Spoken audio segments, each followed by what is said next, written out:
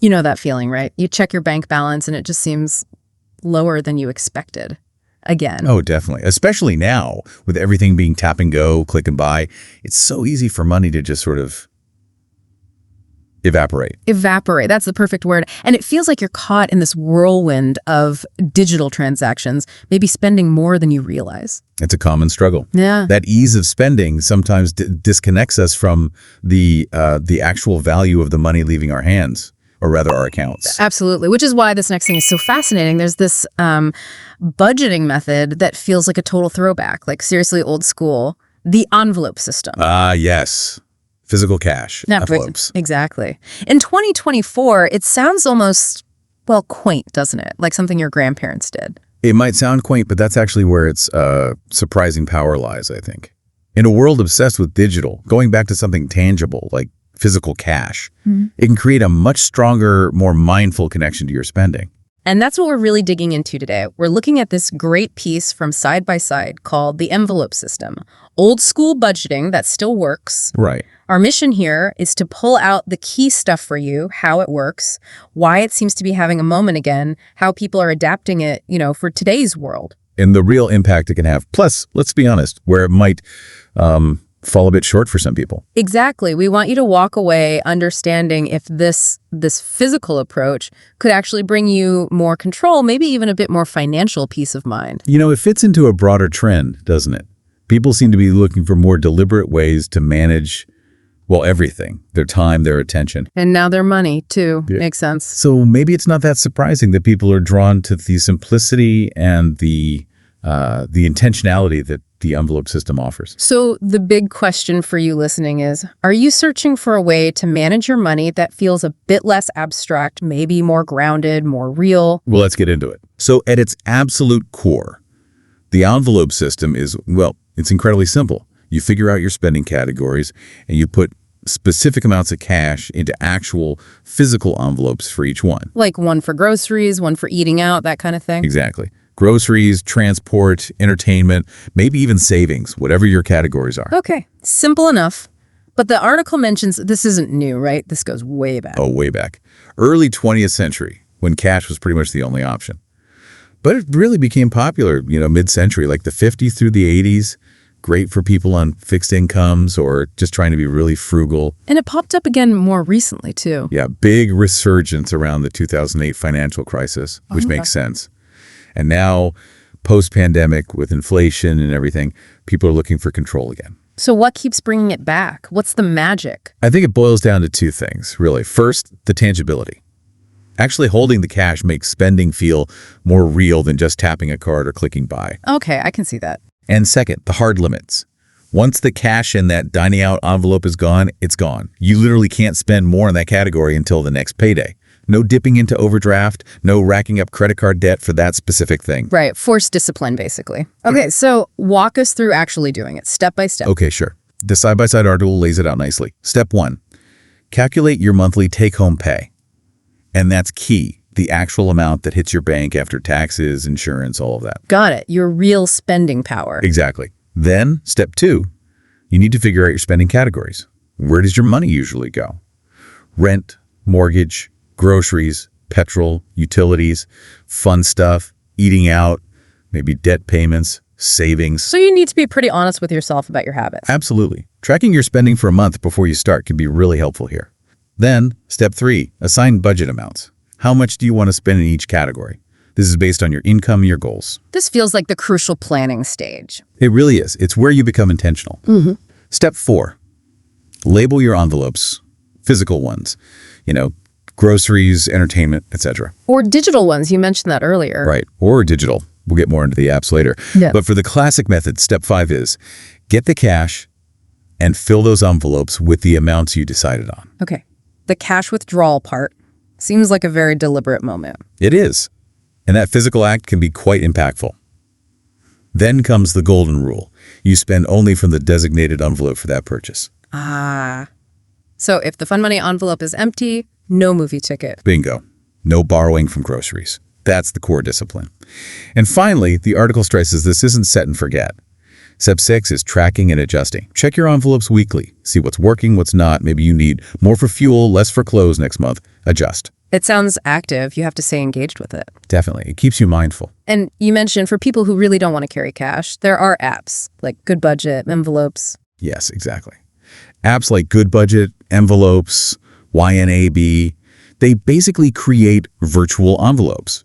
You allocate your income digitally into these categories within the app and track spending against them. Often they can sync with your bank accounts too. So, same principle, just digital. Pretty much adapting the core idea for modern life. Okay, I get the mechanics, but why now? Why is this, seemingly low-tech thing catching on again today in our super fast digital world? Well, I think a big part of it is psychological. The article talks about this. Using physical cash creates a different feeling, right? Swiping a card is abstract, almost painless sometimes. Too painless, maybe? Exactly. Yeah. But handing over actual bills, Yeah. you feel that money leaving. It creates what the article calls emotional friction. Emotional friction. I like that. It makes you pause, doesn't it? Like, do I really want this enough to give up this cash? Precisely. That little pause can be incredibly powerful against impulse buys. The things you click on at 10 p.m. or grab at the checkout. It helps align spending with what you actually value. And the built-in limits you mentioned, that must be huge for avoiding debt or overdrafts. Absolutely. If you've only got, say, RS 2000 in your entertainment envelope for the month, well, that's your limit. There's no accidental overspending that leads to nasty surprises on your bank statement or credit card bill. That sounds freeing in a way, like you know exactly where you stand. It really can be. It offers this sense of clarity and control that people crave, especially when things feel uncertain. With automatic payments, subscriptions everywhere, it's easy to lose track. This system forces you to be intentional. It brings back that awareness. Yeah, and it's simple. Plus, the physical version has that no tech required appeal. Right. For people tired of screens or maybe wanting a really clear way to teach kids about money or just liking the feel of cash. Definitely. It makes budgeting feel less like this complicated digital task and more like, just managing your money directly. It lowers the barrier for some people. Okay, so the classic cash method is one thing, but we live in a world where sometimes cash just isn't practical or even possible. How are people making this work without carrying wads of bills? Great question. And the article covers several cool adaptations. We mentioned the digital envelope apps like Good Budget or YNAB already. They mimic the system digitally, often syncing across phones, which is great for couples or families. So you get the structure minus the trip to the ATM. Exactly. Another smart method is using multiple bank accounts, or maybe those pots or spaces some banks offer now. Oh, right. Like setting up separate savings accounts. Sort of, yeah. But you might have one labeled groceries, one bills, one car fund. On payday, you transfer your budgeted amounts into each specific account or pot. You're creating digital envelopes within your bank. Huh. That's clever. Keeps it separate without physical cash. Then there are prepaid debit cards. You could load one card with your monthly fuel budget, another with your dining out budget. Once the money's gone from the card, that's it for the month, for that category. Like a physical spending barrier, but on a card. Safer than carrying lots of cash, I guess. Potentially, yes. And for the DIY folks, the article mentions spreadsheets. Good old Excel or Google Sheets. Ah, the spreadsheet budget, a classic in its own right. It is. You can set up columns for your envelopes, track your spending manually. Takes discipline, but offers total control and customization. It's really interesting how the core idea, allocate, track, limit, can be applied in so many different ways depending on what works for you. Absolutely. Flexibility is key. Okay, but does it actually work? Like beyond the theory, does the article give examples of real people getting results? It does, and they're pretty compelling. There's a case study of the Ahmed family in Lahore. They were facing quite a bit of debt, $600,000 on credit cards. Wow, that's significant. Definitely. They adopted the envelope system, and get this, they paid off that entire debt in just 18 months. 18 months? That's incredible. Well, the system forced them to be incredibly mindful. They cut their overall monthly spending by 27%. And maybe even more telling, their impulse buys dropped by a massive 90%. 90%. That just shows how much unintentional spending can add up. It really does. It highlights that emotional friction we talked about. Any other examples? Yes. There's also Fatima, a single mother in Karachi. She uses color-coded physical envelopes, helps her manage everything, kids' expenses, groceries, putting a bit aside for emergencies. And it helped her. She says it's given her real financial stability. Crucially, it helped her avoid relying on those really expensive payday loans. It gave her control. These stories make it feel much more tangible, don't they? Not just numbers, but real life changes. Exactly. And the article also includes a quote from Dave Ramsey, the personal finance guy. Oh, yeah. What does he say? He says, "The envelope system is powerful because it forces people to plan and pause before spending. That small pause can mean the difference between wealth building and paycheck-to-paycheck living." Plan and pause.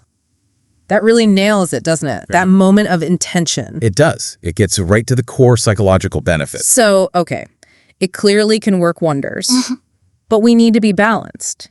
Can't be perfect for everyone or every situation. What are the downsides, the challenges people run into? Good point. And the article is realistic about this. A major one, as we touched on, is just the inconvenience of cash sometimes. Right. Online shopping, paying bills online, maybe even parking meters these days. Cash doesn't always cut it. Exactly. Trying to pay for your streaming subscription with coins isn't going to work. Then there's security. Carrying cash around. Yeah, that feels a bit risky. It can be. If you lose an envelope with your grocery money for the month, or worse, if it gets stolen, that money's just gone. Digital money usually has more protection. That's a really important consideration. What else? Managing irregular expenses can be tricky.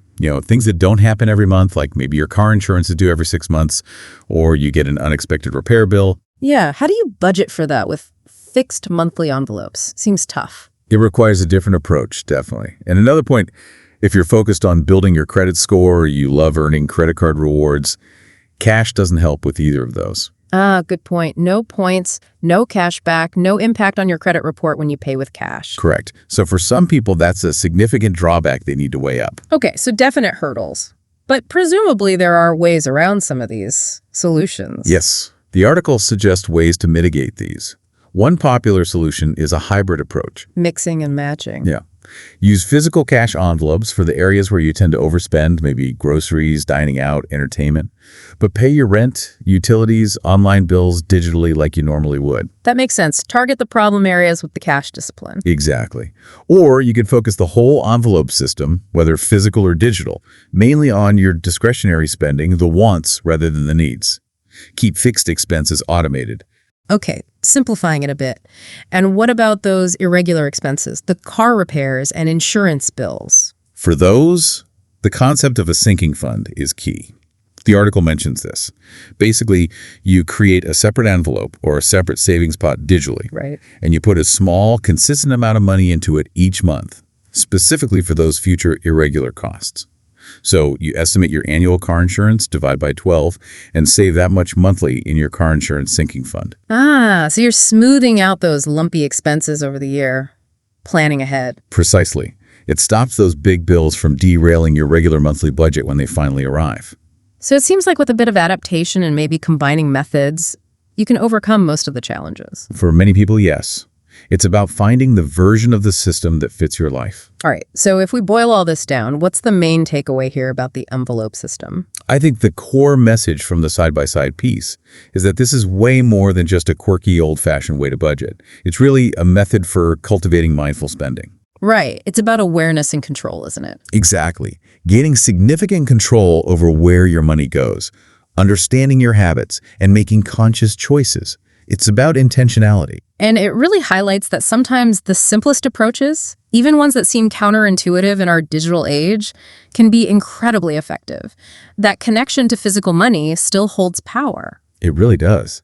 It shows that fundamental principles of planning and conscious spending are, timeless, even if the tools we use adapt. So for anyone listening who feels like their finances are a bit chaotic or they just want to feel more in the driver's seat, maybe don't dismiss this old school idea too quickly. Absolutely. It could be worth exploring, and you don't have to go all in immediately. Right.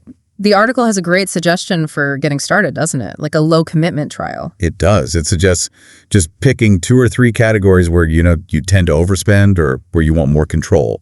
Maybe groceries, entertainment, coffee shops, whatever feels right for you. Try using actual cash envelopes for just those categories for 1 month. See how it feels. See if it changes your spending. Observe the impact. Just dip your toe in the water. I like that. Exactly. Then you can adjust, maybe add more envelopes, maybe switch to a digital version, maybe decide it's not for you. But you've experimented based on your experience. It's about finding what works for your own patterns, your own goals. Precisely. Okay, so here's something to leave you thinking about. How might deliberately assigning your money to specific purposes, even just in a couple of key areas, start to shift your entire relationship with money and maybe, just maybe, your long-term financial future? That's a powerful question to consider.